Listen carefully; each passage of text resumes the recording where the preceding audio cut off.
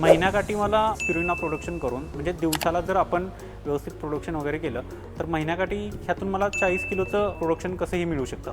तर 40 किलोचा बाजारभाव आज बघता की 1000 रुपये किलोप्रमाणे 40 किलोचे 40,000 रुपये झाले।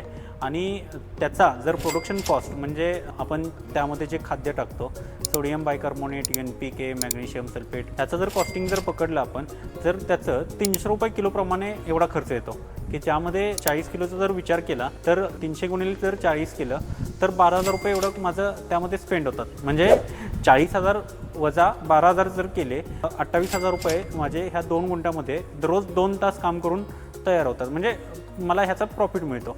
आणि जर ह्यामध्ये जर तुम्ही अजून एक लेबर वगैरे वाढवला तर त्याचे अजून 4 ते 5,000 रुपये 2 तास कामासाठी ते ॲड होतील। जर तुम्ही जर ह्यामध्ये स्वतः काम केलं तर ते कसं आहे ते पण कमी होऊ शकतं आणि तुम्हाला 2 तास काम करून ह्यामधून 28,000 रुपयेचं प्रॉफिट कसंही पावडरपासून मिळू शकतं।